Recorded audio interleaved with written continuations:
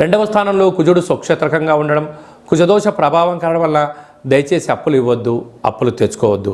తృతీయంలో గురు సంచార స్థితి ఉండడం వల్ల తల్లిదండ్రుల మాట, గురువుల మాట, సత్ప్రవర్తన, సజీవనాన్ని ఏర్పాటు చేసుకోగలిగినట్లయితే ప్రకృతితో మమైకం అవ్వండి, పంచభూతాలకు దగ్గరగా ఉండండి, ఏకాంతంగా ఉండండి, భగవంతుడి యొక్క ఆశీస్సులు పొందండి.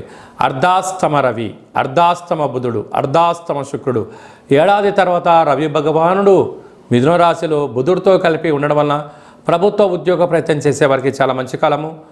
చేస్తున్న వారికి ప్రమోషన్స్, వృత్తులలో, ఉద్యోగాల్లో, వ్యాపారంలో ప్రభుత్వం నుంచి మీకు అందాల్సినటువంటి ధనము కానీ, పత్రాలు కానీ వచ్చే అవకాశాలు చాలా అధికంగా ఉన్నాయి. విందులని, వినోదాలని, ఆధ్యాత్మిక తీర్థయాత్రల కార్యక్రమంలో విజయం మీ సొంతమవుతుంది. కనుక వీలైనంత వరకు మీ జన్మ నక్షత్రం రోజున పూర్ణిమ, అష్టమి తిథి ఎందున మౌనంగా ఉండే ప్రయత్నం చేయండి. పంచభూతాలతో చెలగాటమాడొద్దు.